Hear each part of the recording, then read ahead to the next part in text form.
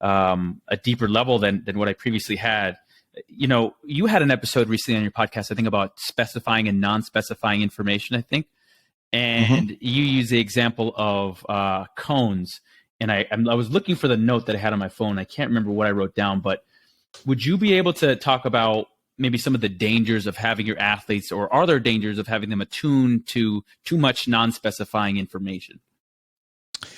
Yeah. So there's a couple different dimensions, I think, so the danger, is if you create really low variability, restricted practice environments, you can make it so you can use a certain information source that only works in that situation, right? The example I always give is when you hit off in baseball, when you hit off a pitching machine set at the same speed, right? Which is a very common thing people do. You set at the same speed, you can time your swing based on the distance of the ball, right? Soon as it gets to there, I can swing, right? Because it's the same speed every time. So in this really restricted, low variability environment, the distance of the ball is useful for timing, okay? But the idea of non-specifying information is it's not going to be useful in all situations. Specifying information is useful across all situations. As soon as I change that dial, your strategy is not going to work anymore, right? If you swing there when I turn up the speed, you're going to be way late.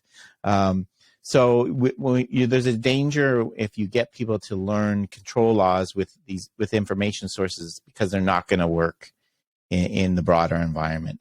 If you were varying the speed in practice, right, I couldn't use that strategy. It doesn't work anymore. So it might lead me to become attuned to tau, right, the rate of change, rate of expansion of the ball, which is specifying, right? It always tells me the time to contact, no matter what speed I set the ball, how far away I throw it, what kind of ball it is. Yeah, so that's kind of the danger of using non-specifying information. You can make a skill that's not going to transfer very well to the more chaotic, dynamic environment in most sports. So in that scenario, the athlete isn't attuning, when you're just using the same distance over and over, they're not attuning to tau, they're attuning to just the timing or the release of the ball. Yeah. Human beings, we're really efficient learners, right? If you give us a shortcut, we'll latch onto it almost all the time. We're not going to learn a big generalizable rule that works everywhere if we don't have to, right? There's an example I gave in my first book. I talked about learning to drive, right? So I learned in Canada. You probably learned in the US, right? Mm-hmm. The rule we learn is drive on the right side of the road, right? So when we go to England, we're messed up because our rule doesn't transfer. But I don't know how many people know this, but in England, the steering wheel's on the other side of the car, right? So if you learn the rule, keep my body in the center of the road when I drive. So you're using a different information source, your position of your body rather than that would transfer to both. You could go back and forth easily. But we didn't learn that rule because we didn't have to, right? We learned to drive in only one side of the road, right? If we were flying back and forth to England and the US while we were learning, we probably would have picked up this better, more generalizable rule. So that's the idea. That's why variability is so important in practice, right? It pulls out the information sources that are going to be specifying and useful across a whole bunch of different constraints and conditions. So we have Rob Gray's School of Driving coming yes. coming shortly at that. Yeah, that's why. Yeah, I like to talk about driving a lot. I used to do a lot of driving research, and everybody does it, so almost.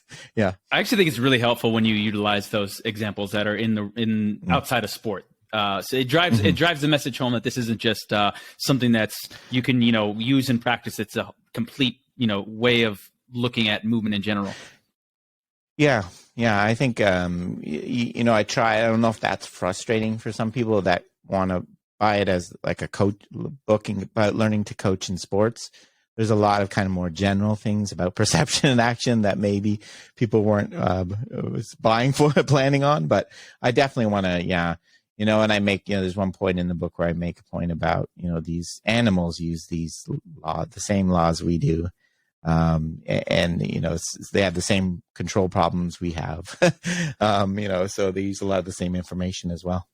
Yeah, I did hear when you gave your chapter summary. I think you mentioned it, and I was like, I'm excited to that part of it. When going back to the pitching machine example, if you're a coach, is that like kind of one of the first things we should start to do? Just vary up like pitch speed, vary up distance from like adding that variability. Is that maybe one of the first steps that coaches can do?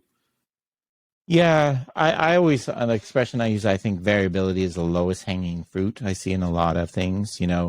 That's what I do. We mentioned, we were talking about people, there's if there's resistance, right?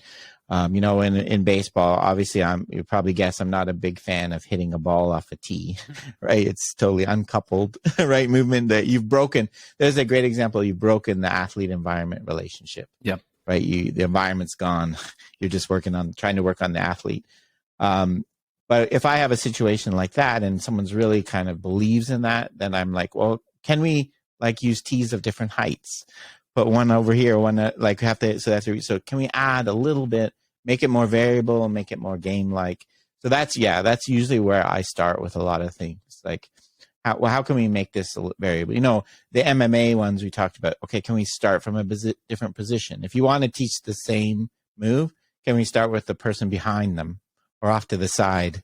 Or, just kind of what can we change a little bit to get more just variation? Yeah, and MMA, I mean, it has, there's so much talk about, I mean, in all sports, it's fundamentals, and it's just this thing where it's like perpetuated. You have to learn this move before you learn that move. But that's just not how it actually emerges in real time, especially in MMA in a fight, where sometimes skillful movement just emerges out of the confluence of constraints, not because someone practiced it 15 times and then another 15 times the day after. For sure. I agree. That's, that's one of the big sticking points I still get, about, well, I like this constraints and games and self-organization after we teach the fundamentals, which I try to, I understand where that feeling comes from. Like, how can you play tennis if we don't teach, how can you play soccer if you don't teach you how to dribble a little bit, the basics of dribbling, But I more and more, I believe, that will come out. The word you use, emerge.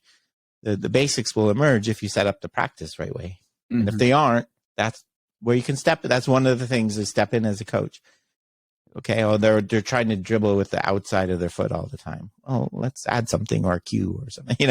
Things like that. Yeah. Yeah, it made me think of an example of when I played basketball growing up, and I had this old school coach, and he used to use these goggles that you'd stick out. They'd have like so you couldn't look down.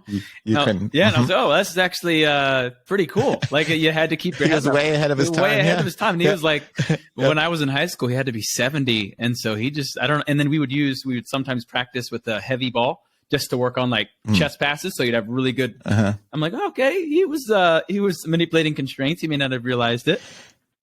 Yeah, I know, and I that's a great point. A really important point I think we need to make about we're not reinventing the wheel here, right? Good coaches have been doing this